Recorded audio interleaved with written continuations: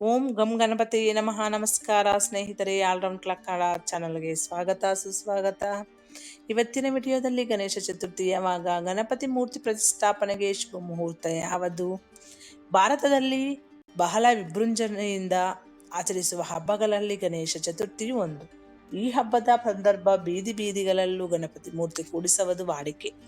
ಈ ವರ್ಷ ಗಣೇಶನ ಹಬ್ಬ ಯಾವಾಗ, ಗಣೇಶ ಮೂರ್ತಿಯನ್ನು ಪ್ರತಿಷ್ಠಾಪಿಸಲು ಶುಭಗಳಿಗೆ ಯಾವುದೇ ಇಲ್ಲಿದೆ ವಿವರ ನೋಡೋಣ ಬನ್ನಿ.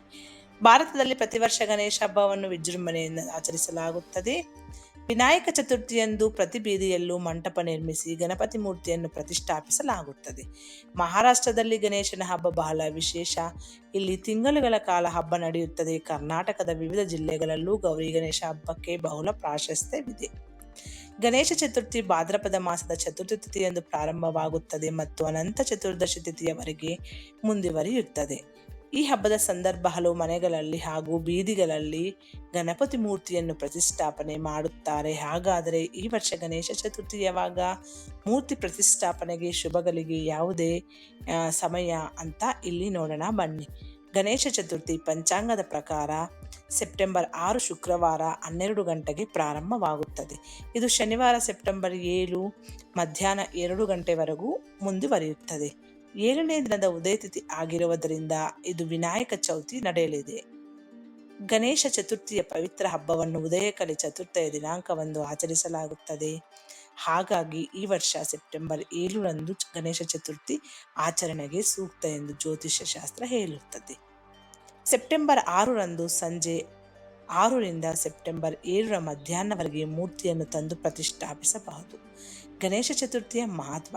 ಭಾದ್ರಪದ ಮಾಸದಲ್ಲಿ ಬರುವ ಗಣೇಶ ಚತುರ್ಥಿಗೆ ವಿಶೇಷ ಮಹತ್ವವಿದೆ ಎಂದು ಪುರಾಣ ಗ್ರಂಥಗಳಲ್ಲಿ ಉಲ್ಲೇಖಿಸಲಾಗಿದೆ.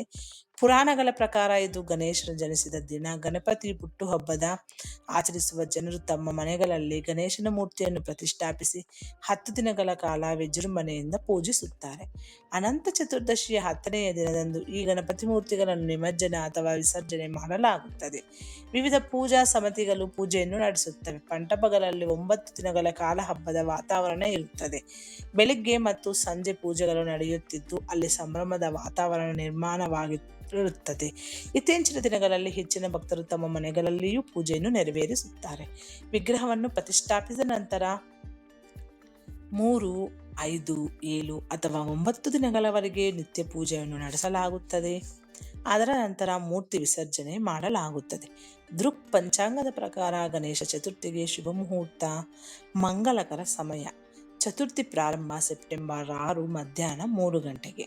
ಚತುರ್ಥಿ ಮುಕ್ತಾಯ ಸೆಪ್ಟೆಂಬರ್ 7 ಸಂಜೆ 5:37ಕ್ಕೆ. ಒಂದು ದಿನದ ಮೊದಲು ನಿಷೇಧಿತ ಚಂದ್ರನ ವೀಕ್ಷಣೆ ಸಮಯ ಸೆಪ್ಟೆಂಬರ್ 6 ಮಧ್ಯಾಹ್ನ 3 ಗಂಟೆಯಿಂದ ರಾತ್ರಿ 8 ಗಂಟೆಗೆ. ಗಣಪತಿ ಪ್ರತಿಮೆಯನ್ನು ಪೂಜಿತ ಎಂದು ಹೇಳಲಾಗುತ್ತದೆ. ನಾವು ಯಾವುದೇ ಕಾರ್ಯ ಮಾಡುವ ಮುನ್ನ ಗಣಪತಿಯನ್ನು ಪೂಜಿಸುವುದರಿಂದ ಮಾಡುವ ಕೆಲಸಗಳಿಗೆ ವಿಘ್ನ ಎದುರಾಗುವುದಿಲ್ಲ. ಆದ್ದರಿಂದಲೇ ಆತನನ್ನು ವಿಘ್ನ ನಿವಾರಕ ಎಂದು ಕರೆಯುತ್ತಾರೆ. ಯಾವುದೇ ಪೂಜೆ ಕಾರ್ಯಕ್ರಮ ಆರಂಭವಾದಾಗ ಮೊದಲು ಪೂಜೆ ಸ್ವೀಕರಿಸುವುದು ಗಣೇಶ. ಇದು ಸ್ನೇಹಿತರೆ ಇವತ್ತಿನ ವಿಡಿಯೋ.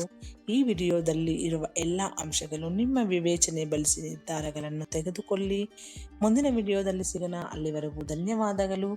ಎಲ್ಲರಿಗೂ ಗಣೇಶ ಚತುರ್ಥಿಯ ಶುಭಾಶಯಗಳು. ಓಂ ಗಂ ಗಣಪತಿಯೇ ನಮಃ.